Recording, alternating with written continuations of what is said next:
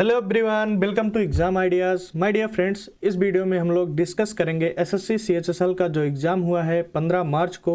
उसमें second shift में आए हुए सभी जीएस और जीके के क्वेश्चन को। फ्रेंड्स, वीडियो में लास्ट तक बने रहिएगा, क्योंकि वीडियो में जो भी जानकारी आपको प्रोवाइड कराई जा रही है उससे आगे आने वाले शिफ्टों में लगातार क्वेश्चन बन रहे हैं।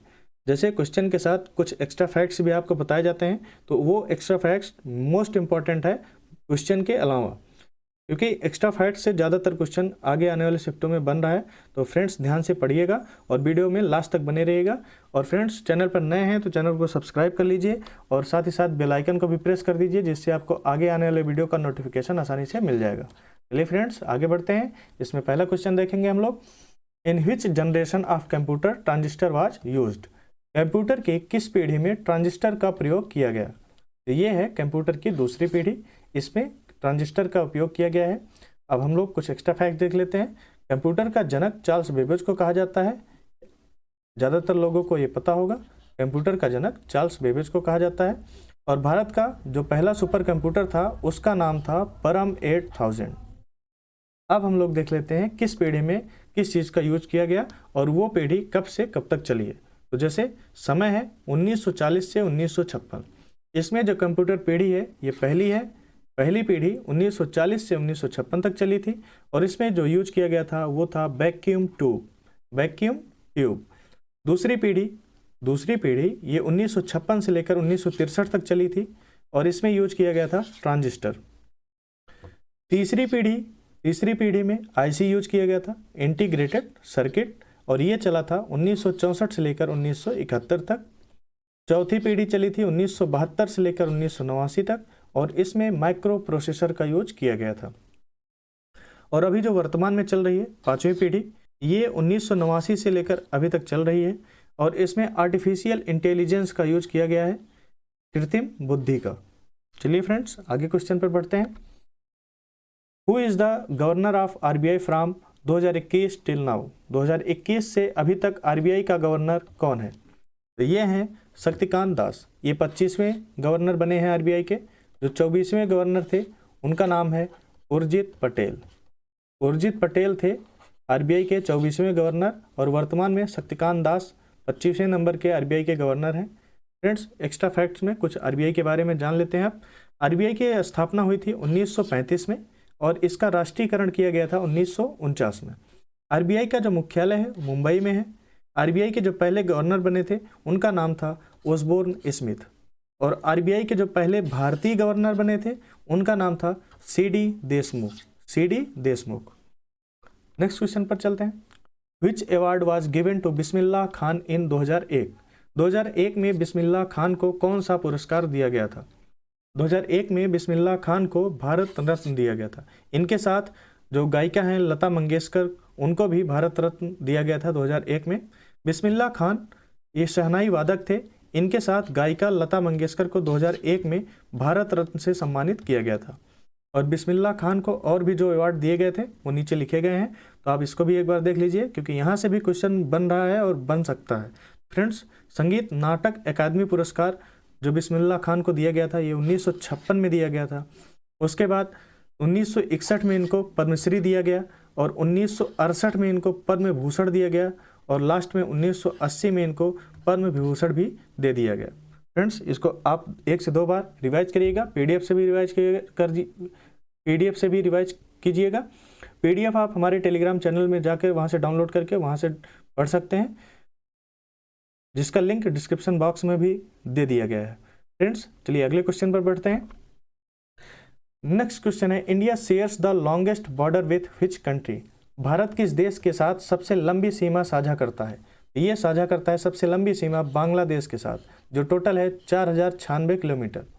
बांग्लादेश के साथ भारत सबसे लंबी सीमा साझा करता है, जो 4096 किलोमीटर है। टोटल इसकी लंबाई 4096 किलोमीटर है। अब कुछ एक्स्ट्रा फैक्ट देख लेते हैं।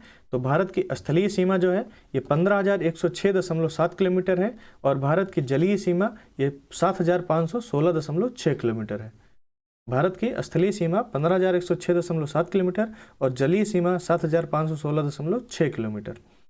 अब फ्रेंड्स, हम देख लेते हैं, जैसे भारत के साथ जो लंबी सीमा साझा करता है बांग्लादेश, ऐसे ही भारत से और भी कई देश सटे हैं जो भारत के साथ सीमा साझा करते हैं। तो वो कौन से देश हैं और कितने देश हैं और कितनी दूरी साझा करते हैं भारत के साथ, आइए देखते हैं। तो इसमें पहले नंबर पर बांग्लादेश, जो हम लोग पढ़ चुके हैं। फ्रेंड्स, कुल 7 देश हैं जो भारत के साथ सीमा साझा करते हैं। इसमें बांग्लादेश हम लोग पढ़ चुके हैं, 4096 किलोमीटर ये साझा करता है। चीन है दूसरे नंबर पर, ये 3488 किलोमीटर सीमा साझा करता है भारत के साथ। तीसरे नंबर पर आ जाता है पाकिस्तान। पाकिस्तान 3323 किलोमीटर सीमा साझा करता है भारत के साथ। नेक्स्ट है नेपाल, फोर्थ नंबर पर नेपाल है, 1751 किलोमीटर ये सीमा साझा करता है भारत के साथ। म्यांमार 1643 किलोमीटर और भूटान 699 किलोमीटर साझा करता है।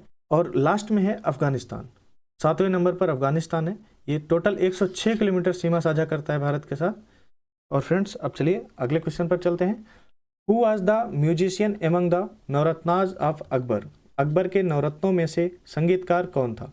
अकबर के नवरत्न थे जिनकी संख्या 9 थी, और उसमें पूछा जा रहा है कि जो भी उसमें संगीतकार था उसका नाम क्या था। तो उनका नाम था तानसेन। तानसेन को एक उपाधि भी मिली थी, मियाँ की उपाधि। तानसेन को मियाँ की उपाधि दी गई थी। फ्रेंड्स, जो अकबर के नवरत्न थे उनके बारे में आइए देख लेते हैं कि वो अकबर के दरबार में क्या थे और उनका नाम क्या था। सबसे पहले नंबर पर आ जाते हैं इसमें मियाँ तानसेन। ये दरबारी कवि थे, अकबर के दरबार में ये दरबारी कवि थे। सेकंड नंबर पर है बीरबल, इनका नाम महेश दास भी था और ये दरबारी विदूषक थे। महाराजा मान सिंह, ये अकबर के दरबार में सेना सलाहकार थे। और नेक्स्ट है टोडर मल, ये वित्त सलाहकार थे। मुल्ला दो प्याजा, ये बीरबल के मुस्लिम समकक्ष थे। अबुल फजल, ये कालक्रम विशेषज्ञ थे और आईने अकबरी इन्हीं के द्वारा लिखी गई है। अबुल फजल ने लिखी है आईने अकबरी। फैजी, ये दरबारी कवि थे। फ़कीर अजियानुद्दीन, ये सूफी गायक थे। और नेक्स्ट है, लास्ट है अब्दुल रहीम खान खाना, ये हिंदी दोहे के लेखक थे। नेक्स्ट क्वेश्चन है, what is the instrument use to measure the intensity of an earthquake called? भूकंप की तीव्रता मापने वाले यंत्र को क्या कहा जाता है? तो ये इसको बोला जाता है सिस्मोग्राफ। भूकंप की तीव्रता मापने वाले यंत्र को सिस्मोग्राफ बोला जाता है। अब इसके बारे में कुछ एक्स्ट्रा फैक्ट देख लेते हैं। जैसे भूकंप के अध्ययन को सिस्मोलॉजी कहा जाता है। भूकंप का जो अध्ययन किया जाता है इसको सिस्मोलॉजी बोला जाता है। और भूकंप की तीव्रता रिक्टर स्केल पर मापा जाता है। किस स्केल पर? रिक्टर स्केल पर। नेक्स्ट क्वेश्चन है, who was the founder of Maurya dynasty? Maurya वंश का संस्थापक कौन था? मौर्य वंश का संस्थापक चंद्रगुप्त मौर्य था और मौर्य वंश टोटल 322 ईसा पूर्व से 185 ईसा पूर्व तक चला था। फ्रेंड्स, अब मौर्य वंश के बारे में कुछ एक्स्ट्रा फैक्ट देख लेते हैं। चंद्रगुप्त मौर्य ने 322 ईसा पूर्व में मौर्य साम्राज्य की स्थापना की। मौर्य साम्राज्य का कार्यकाल 322 ईसा पूर्व से 185 ईसा पूर्व तक चला। मौर्य साम्राज्य का अंतिम शासक जो था उसका नाम था बृहदत्त। और मौर्य साम्राज्य ने टोटल 137 वर्ष तक भारत में राज्य किया। पुष्यमित्र शुंग ने 185 ईसा पूर्व में मौर्य शासक बृहदत्त मौर्य की हत्या करके शुंग वंश की स्थापना की। मौर्य वंश के बाद कौन सा वंश आया था? तो ये शुंग वंश था और इसकी स्थापना करने वाला था पुष्यमित्र शुंग। चलिए अगले क्वेश्चन पर चलते हैं। Where will the 37th national games 2023 be organised? 37वें राष्ट्रीय खेल 2023 का आयोजन कहाँ किया जाएगा? तो ये किया जाएगा गोवा में। और फ्रेंड्स, जो 36वां राष्ट्रीय खेल 2022 में हुआ है उससे क्वेश्चन बन सकता है आपके एग्जाम में, तो इसको भी पूरा देख कर जाइए। और ये गुजरात के 6 शहरों में आयोजित किया गया था। 36वां राष्ट्रीय खेल गुजरात के 6 शहरों में आयोजित किया गया था और 37वां राष्ट्रीय खेल 2023 का ये गोवा में आयोजित किया जाएगा। 36वें राष्ट्रीय खेल में गुजरात की पूजा पटेल, 36वें राष्ट्रीय खेल में गुजरात की हैं पूजा पटेल। इन्होंने योगासन में स्वर्ण पदक जीतने वाली ये पहली खिलाड़ी बनी है। योगासन में स्वर्ण पदक जीतने वाली ये पहली खिलाड़ी बनी है पूजा पटेल, ये है गुजरात से। चलिए अगले क्वेश्चन पर चलते हैं। नेक्स्ट है, which of the following is the war dance of Manipur? निम्न में से कौन सा मणिपुर का युद्ध नृत्य है? तो ये थांगटा है मणिपुर का युद्ध नृत्य। और एक्स्ट्रा फैक्ट में देख लेते हैं, मुखौटा नृत्य है अरुणाचल प्रदेश का। बांग्ला महोत्सव ये मनाया जाता है मेघालय में। और छऊ ये उड़ीसा, पश्चिम बंगाल और झारखंड तीनों जगह मनाया जाता है। अगला क्वेश्चन है, in which state is the Kuno national park located? Kuno national park किस राज्य में स्थित है? कूनो नेशनल पार्क मध्य प्रदेश में स्थित है। नामीबिया से लाए गए चीतों को कूनो नेशनल पार्क में ही रखा गया है, जिसमें 3 मेल हैं और 5 फीमेल। जो 8 चीते लाए गए थे नामीबिया से, उनको मध्य प्रदेश के कूनो नेशनल पार्क में रखा गया है, जिसमें 3 मेल चीते थे और 5 फीमेल। फ्रेंड्स, जो मध्य प्रदेश है इसमें और भी नेशनल पार्क हैं, वो कौन कौन से हैं आइए देखते हैं। इसमें है पहला बांधवगढ़ नेशनल पार्क, दूसरा है कान्हा नेशनल पार्क, फिर है Pench national park, fossil national park, Satpura national park, Van Vihar national park. ये सभी मध्य प्रदेश में स्थित है। चलिए आगे बढ़ते हैं नेक्स्ट क्वेश्चन पर। विच article of the Indian constitution declares that trade commerce shall be free through out the territory of India? भारतीय संविधान का कौन सा अनुच्छेद यह घोषणा करता है कि भारत के पूरे क्षेत्र में व्यापार वाणिज्य मुक्त होंगे? तो ये है अनुच्छेद 301 जो इसको अनुमति देता है। नेक्स्ट क्वेश्चन है, which article of our constitution mention about the constitution of the council of ministers? हमारे संविधान के किस अनुच्छेद में मंत्रिपरिषद के गठन के बारे में उल्लेख किया गया है? तो ये है अनुच्छेद 74। राष्ट्रपति को सहायता और सलाह देने के लिए मंत्रिपरिषद का गठन दिया गया है इसमें अनुच्छेद 74 में। और फ्रेंड्स, अनुच्छेद 75 भी देख लेते हैं। इसमें है, राष्ट्रपति के द्वारा प्रधानमंत्री की नियुक्ति की जाएगी और प्रधानमंत्री की सलाह पर राष्ट्रपति अन्य मंत्रियों की नियुक्ति करेंगे। चलिए अगले क्वेश्चन पर चलते हैं। Who was the first Indian women to go into space? अंतरिक्ष में जाने वाली पहली भारतीय महिला कौन थी? तो इनका नाम था कल्पना चावला। कल्पना चावला थी अंतरिक्ष में जाने वाली पहली भारतीय महिला। कुछ एक्स्ट्रा फैक्ट्स में देख लेते हैं। इसमें पहला पॉइंट है, कल्पना चावला भारतीय मूल की पहली महिला अंतरिक्ष यात्री थी। उनका जन्म करनाल जो हरियाणा में है वहाँ हुआ था। और 2003 में कोलंबिया अंतरिक्ष शटल हादसे में कल्पना चावला का निधन हो गया था। 2003 में कोलंबिया अंतरिक्ष शटल हादसे में कल्पना चावला का निधन हो गया था। सिरिसा बांदला ये अंतरिक्ष में जाने वाली अमेरिकी मूल की दूसरी भारतीय थी और पहली जो है वो सुनीता विलियम्स थी। When did king Chola become king? राजा चोल कब राजा बना था?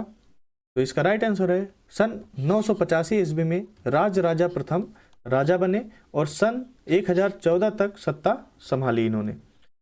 सन 985 ईस्वी में राजा प्रथम ये राजा बने थे और 1014 ईस्वी तक इन्होंने सत्ता संभाली थी। और एक्स्ट्रा फैक्ट में देख लेते हैं, विजयालय चोल वंश का संस्थापक था। चोल वंश का संस्थापक कौन था? विजयालय था और उसका शासनकाल 850 ईस्वी से 870 ईस्वी तक चला था। 850 ईस्वी से 870 ईस्वी तक। नेक्स्ट क्वेश्चन है, which are the tributaries of Krishna river and Tapti river? कृष्णा नदी और ताप्ती नदी की सहायक नदियाँ कौन सी हैं? तो आपके एग्जाम में जैसा भी क्वेश्चन रहा हो, कृष्णा नदी के सहायक नदियाँ या ताप्ती नदी की सहायक नदियाँ, तो देख लीजिए जैसा भी रहा हो क्वेश्चन। कृष्णा नदी की जो सहायक नदियाँ हैं वो है तुंगभद्रा, कोयना, मूसी, घाटप्रभा और भीमा। ऐसे ही ताप्ती नदी की जो सहायक नदियाँ हैं उनका नाम है पंजारा नदी, गिरना नदी, पूर्ण नदी, वाघुर नदी, बोरी नदी और अनर नदी। चलिए अगले क्वेश्चन पर चलते हैं। Which of the following organisms belongs to the phylum Annelida? निम्न में से कौन सा जीव एनेलिडा संघ से संबंधित है? तो ये ऑप्शन से आप मैच कर लीजिएगा, कछुआ या जोग, जो भी ऑप्शन में रहा हो यही आपका राइट आंसर है। नेक्स्ट क्वेश्चन है, कौन सा एंजाइम वसा पाचन में महत्वपूर्ण भूमिका निभाता है? तो ये है लाइपेज। लाइपेज है जो वसा पाचन में महत्वपूर्ण भूमिका निभाता है। लाइपेज वसा का पाचक एंजाइम है और टाइलिन ये टार का पाचक एंजाइम है। फ्रेंड्स, यदि आप पीडीएफ से पढ़ना चाहते हैं, पीडीएफ डाउनलोड करने के लिए हमारे टेलीग्राम चैनल से जुड़ सकते हैं आप, जिसका लिंक डिस्क्रिप्शन बॉक्स में है। और फ्रेंड्स, अभी तक आपने चैनल को सब्सक्राइब नहीं किया, चैनल को सब्सक्राइब कर लीजिए और वीडियो पसंद आया तो वीडियो को लाइक कीजिए, दोस्तों के साथ शेयर कीजिए। हम मिलते हैं आपसे नेक्स्ट वीडियो में, तब तक के लिए धन्यवाद दोस्तों।